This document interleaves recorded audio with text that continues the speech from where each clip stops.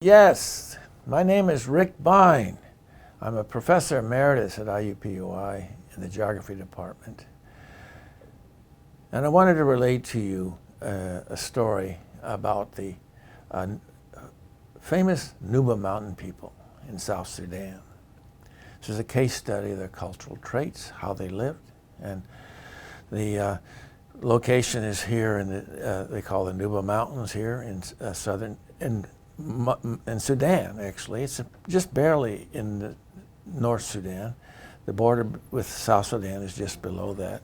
You can sort of see the hills there, the orangey colors of the mountains. And anyway, we're seeing, here's a little better picture where the Nuba, where they're located. It's in the province of Sudan called Southern Kordofan. And you have some other things there. But I just want to show you the red blob there that's important. Here we're looking at the location here in the modern Sudan, is showing the area in the very south there, and it's called Northern Kordofan. And the Nuba Mountains is where we're going to look at. They cover an area approximately 64 kilometers wide by 145 kilometers long. In miles, it's 40 and 90 miles. There are 450 to 900 meters high in elevation from the surrounding plain. The mountains stretch for quite some distance. The climate is semi-arid with about 800 millimeters of rain per year, but the lush and green compared with the nearby areas. The lush it's lush like the rest of the neighboring areas. There are also no roads in the Nuba Mountain. Most villages are connected by ancient paths that cannot be reached by motor vehicles. Keep in mind, this was in the 1970s when a lot of things have probably changed since then. The rainy season extends from May to October, and annual rainfall ranges from 16 to 32 inches, allowing grazing and seasonal rain-fed agriculture. You can see a picture of how this would look. You can see the green areas and little rocky outcrops at the top there.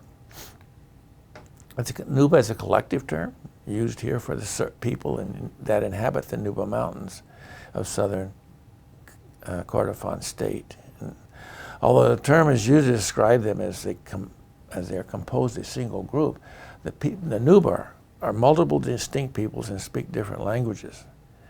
Estimates of the Nuba population in 1977 vary widely. The Sudanese government estimated that they numbered 1.7 million in 2003. So by now they're 2 million people. Here's again the picture of where they're located. Here's their climate is what we call tropical steppe. And it's also confused with savanna, or they're kind of mixed. Savanna has a lot more rainy, and the tropical steppe is an area between the desert and the savanna. So we have a number of different vegetation is different. It's not quite desert. You can see it's got some short vegetation, but they're certainly not high in trees and this sort of thing. So once we get south of the savanna, we're looking at rainforests. But we're in the tropical steppe here. Well, there's an interesting tree here. It's called a baobab tree, and they're the largest trees in the region. They have lots of uses. Some people, they store water in this storage and use the fiber, and they use them for food. So it's a very important tree for the Nuba people. I went to visit one particular village called Baram Village, and we're getting which is in a truck that was located with transporting goods and services, but also a lot of people climbed on the truck. As we move along, we see these animals that are associated with the village, and you can see the hills and the difference where that's where we ended up, so we could meet some of the people there. They reside in the mostly remote areas of Sudan, the foothills of central Sudan. At one point, the area was considered a place of refuge, bringing together people of many different tongues and backgrounds who were fleeing oppressive governments and slave traders. The Nuba women are proud, work hard, and consider their bodies beautiful. In Baram, everyone went topless. The Nuba languages, you can see here, they're called Kordofan languages of the Nuba Mountains. The language group is the Niger-Congo, and that's one of the other types of languages of the Nilo-Saharan languages. Quite a hierarchy of language is there. 100 languages are spoken in the area. Approaching Buran community, as we get here, you can see the hills there pretty nicely decorating the area. They live around the mountain in different places behind it, all through there. You can see here there's some construction going on here. This is actually done by a group of Arabs that are living at the base of this little mountain area here, this little mountain. And their mission is to try to incorporate the Nuba people into the Sudanese society, teaching them and whatever. And they're doing their own thing, making bricks and whatever. And they're selling goods and trying to get the Nuba to participate in what they're doing there. You see some cattle and some sheep there in the foreground. Here's up on top of that mountain. You can see where it looks out. You're gonna go back. You can see the hill there, right up on top there. You can't see it there, but here you can. You can see the houses, that building there. They're made in a circular pattern here. One of them has a keyhole door. That's where you enter. You go in there, and that's where the parents live. They live on. There's 2 beds on either side of that keyhole, and anybody who enters the compound has to go through there. And you have another keyhole on the other side, and you go into a little compound of 4 or 5 other huts, all connected with little walls between them. So it's an isolated little pocket in there where they do their cooking and whatever, and be among themselves. And so you can sort of see how that is isolated there. Being once a target of slavery, they retreated to these hills to hide and defend themselves. And they look out, could spot, they could, from up in those positions, they could see from miles away, and if any slavers were coming, they could prepare. This is the southern border of the sands of the desert, and the limit of good soils washed down by the Nile River. So the soils are pretty good for their agriculture. This fellow here is the master architect of this community. He helped get he put these stones down on the ground to start the building. They'd build up the stones on the walls, and then they would put this clay on there in between the stones, as well as on the wall itself. And so he makes this plaster on the outside to make it very nice. Then they have this sorghum straw. They grow sorghum as a food, but they take the straw from it and they make the roofs out of it. Here's the keyhole door again, and this is from the inside, looking out. You can see the rocks of the hillside behind them, and that's the master bedroom. There's 2 beds. You can see the corner of one of the beds there. And this kid's just standing there and being a part of the picture. And inside the compound is another they call the granary, and it's the most decorated of all of them. You can see all the things. This is the most precious thing to them because that's their food supply. And they put paint on the roof of it, on top of the straw. They've got these designs on it, and these are because it's important. It's probably also important that it protects them from some of the spiritual things, and maybe the ancestors will help them. Won't damage anything there. You notice in the door, the hole into the granary there has a bunch of stones in there, and that's used to block the entrance of scavenger birds. And so they go through the hole, and you can see he's big enough he can't go through that hole. So they depend on the children to get in and out to carry the grain, get the grain out of there when they want it. Those are up on the side there. You see different things, animal snares on the right, and there's some of the sorghum with their seeds on it that they've saved for next year, and they keep it there. And it's whenever they get ready to plant, they have the seeds, and those are some of the better ones.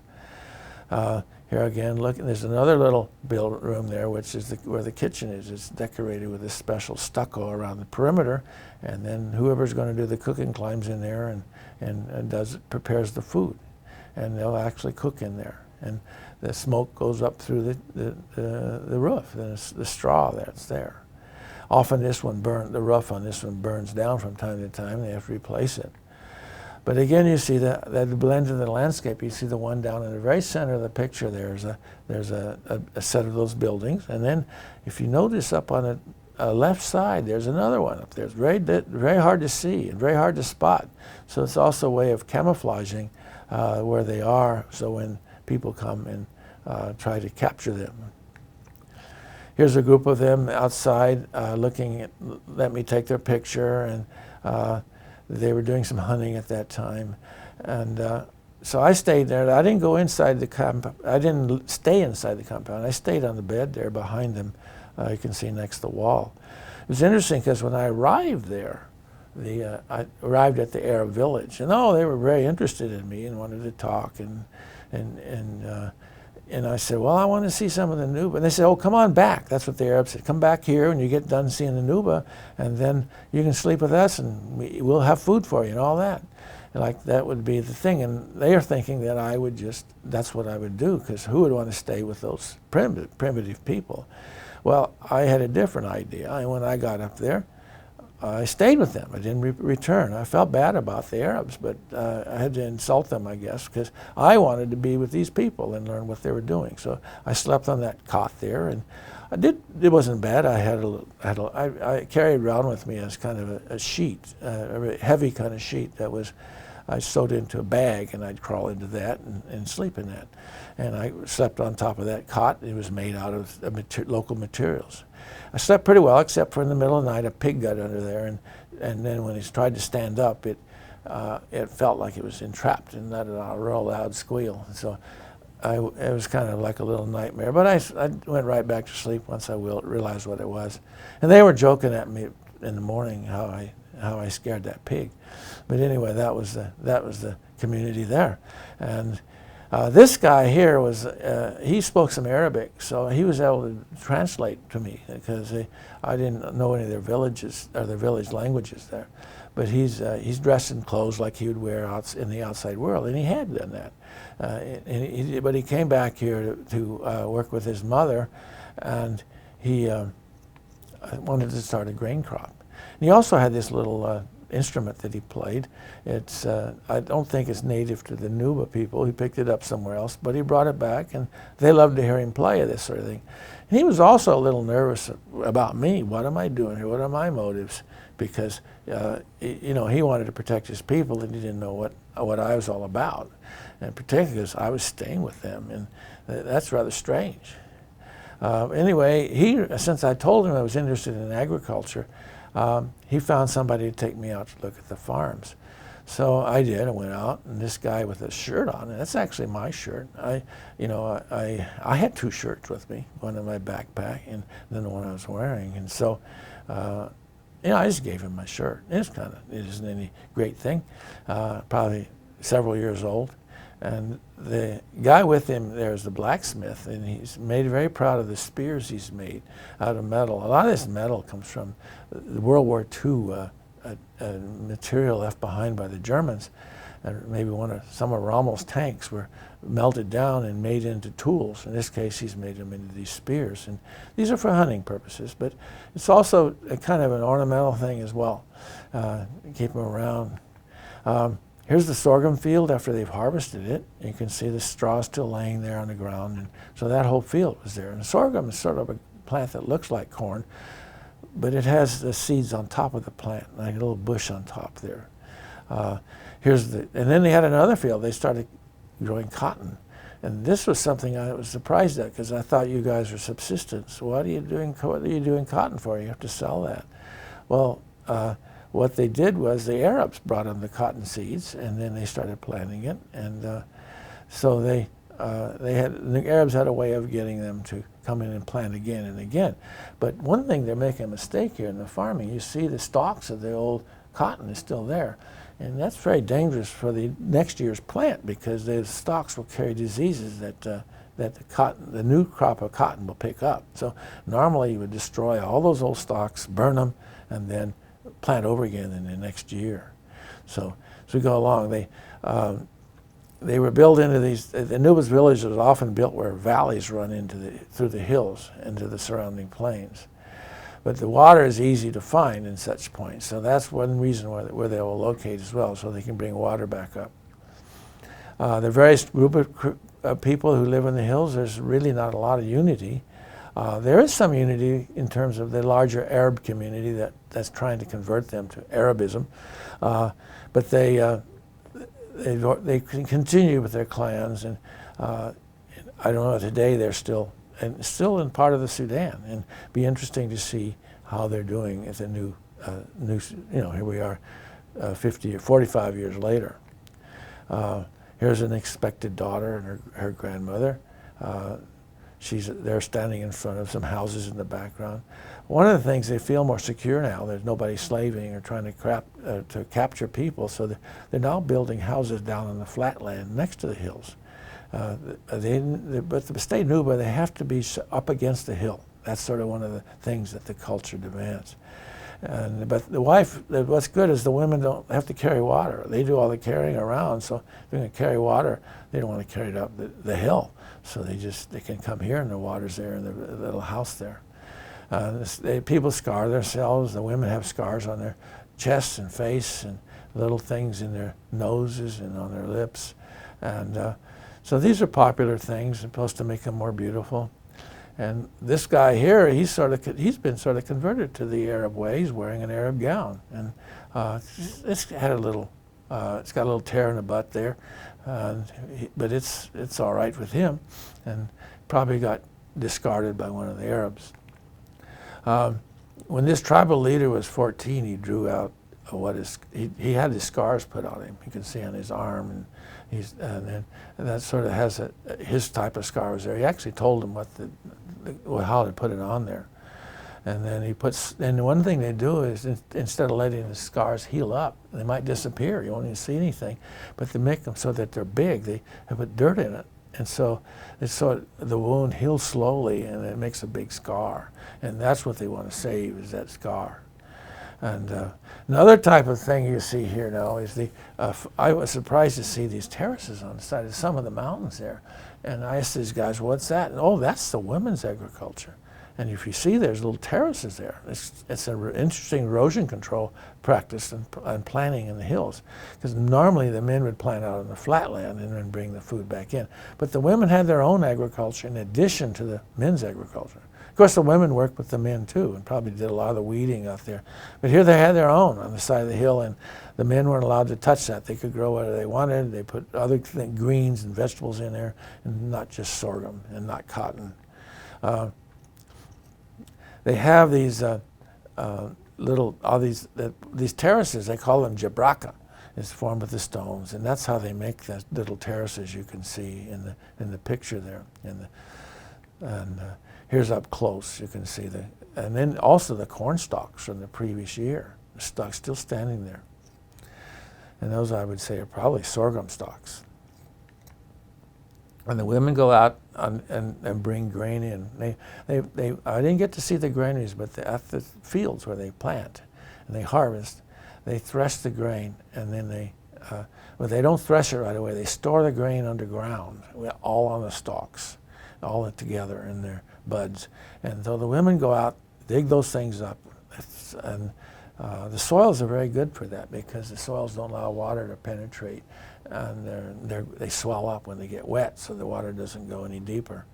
And so they have learned to manage their interesting soils there.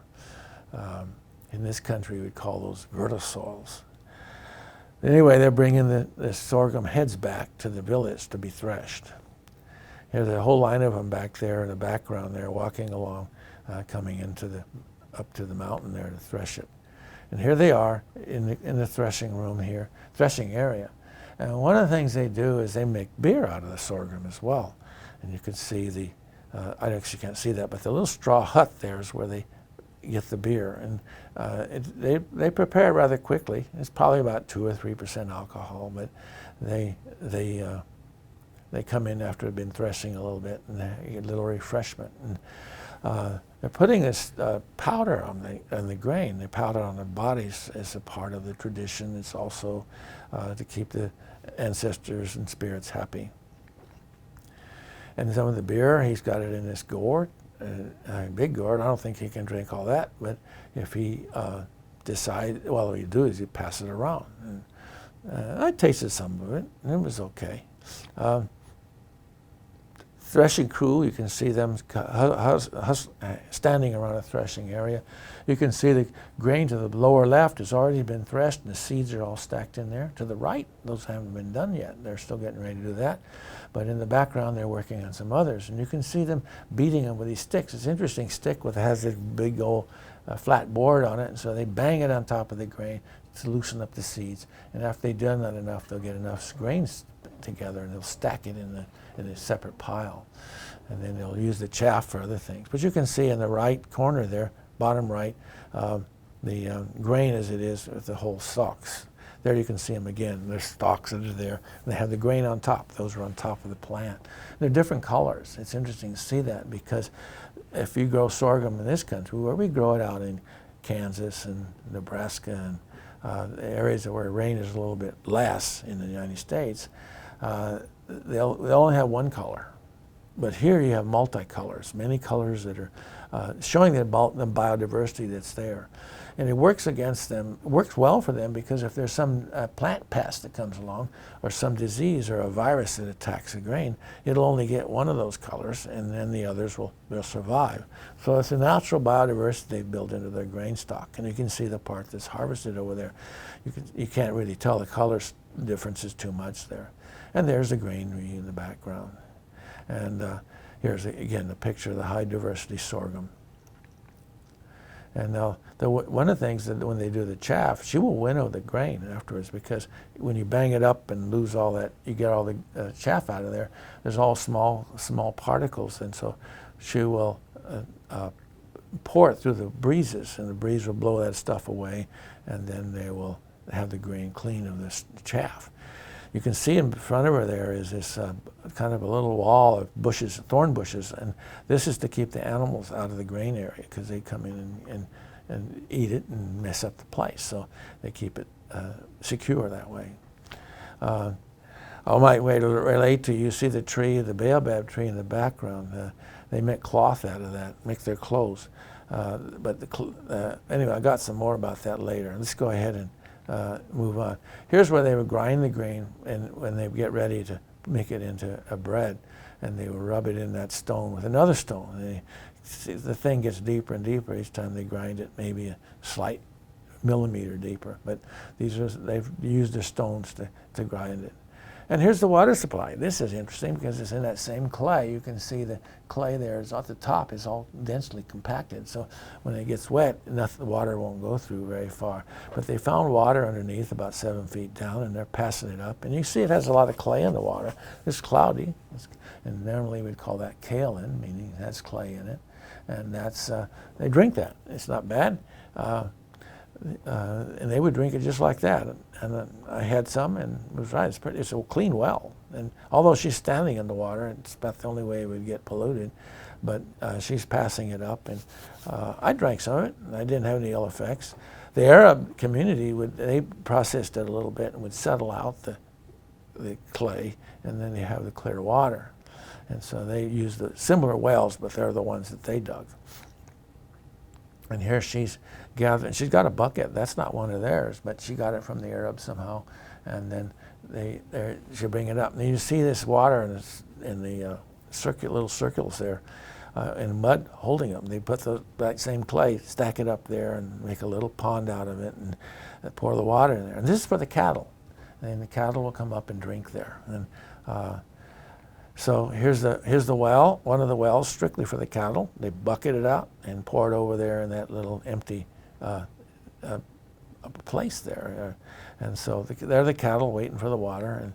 And these are the cattle that actually originally came from India. They have their hump on the back, but they've been in Africa for a long time, and they like the tropics. And tropical cattle are much like this around the world. These are zebu cattle, and they really are adopted to the dry and tropical climates. The European cattle that we have in this country couldn't survive down there. But here they are. He's pouring water into the little pan there, and she's now keeping the cows from stepping in the water. She smacks them if they get in there. But she did leave a couple of calves get in there and gave them a little bit of a benefit that they said. And then, of course, the old cows get to drink last. They keep these cows around. They don't get rid of them. They're not producing any milk. You can see how skinny they are, but they just let them around until they finally die. In this country, you would, euthanize them long before this. But there's getting some of the last little trickles of water left in the pan. And then here through the cultural contact here, they're bathing. Oh, you can see several things happening here. The women's watching the cattle there. You can see the men there in the well there in the center, taking baths there. And then in the far background, you can see the Arab houses that are over there and the settlement there. I remember I went back in there at one point to check on the transportation going back, and they were a little angry at me because I hadn't showed up to come back and stay with them. But I just told them I was sorry and that I came to study the people. And here's these baobab trees again, and they take this bark off of it. The baobab trees a lot of things. They say they store water in them and there's food from them, but here they use the bark for making clothes. And you can see where they recently carved it off the bark, and you can see other spots there where the bark has grown back. And they used to make clothes out of it.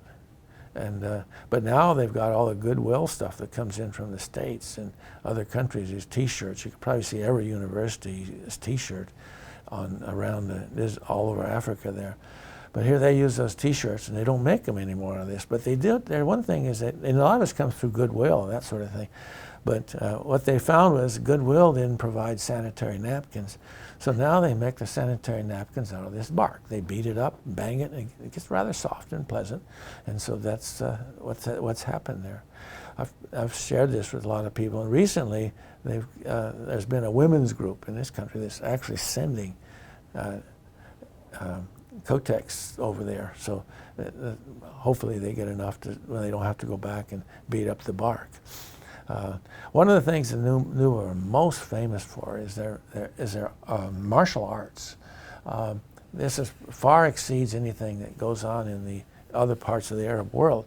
And they're on the edge of the Arab world, but they have learned to wrestle. And they're well known for this. And the Sudanese military tries to recruit them because they like having these people around. So periodically they have these big wrestling matches, and maybe they'll have 5 or 6 of them, and they're very fast. They get in there, they wrestle, and probably inside of 2 minutes, one guy's pinned the other one, and the next group goes in, and that's it.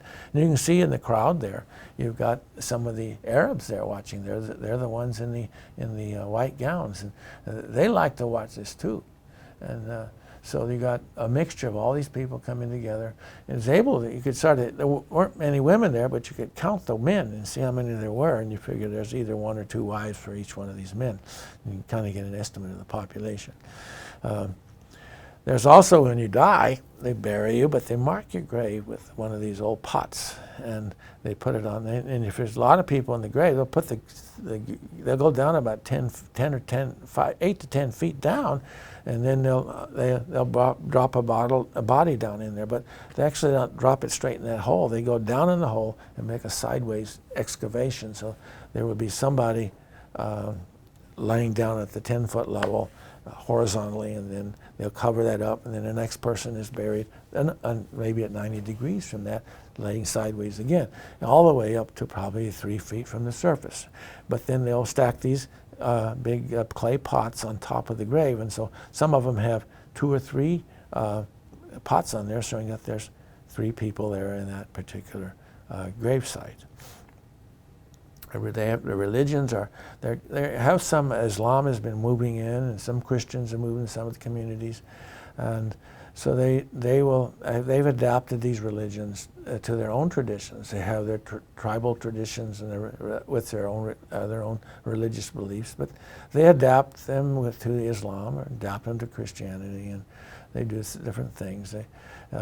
Part of the scarification and circumcision are some of the things that are done also with the Nuba. So different things happen. Older men wear beards. A lot of times the men will shave their heads, and the women will braid their hair in strands and string it with beads. Here's an area, another Nuba community, which has now adopted some of the Arab ways. And they have they built their house at the base of the cliff there. But now, if you see in the far left, you see a reddish sort of building there with a straw roof on it. That's the granaries. And they still feel, there's some superstitions about it, that the granaries need to be on the hill to make things appropriate. Appropriate. And notice also they put their houses around these old baobab trees, which live hundreds of years, so they have the ability to get the fiber when they need it. And so they've moved off. A lot of this particular community has taken on other traditions. You notice now the women are wearing clothes. When I came up here, she wanted to sing a song, so she just sat there. Her granddaughter's just enjoying the performance.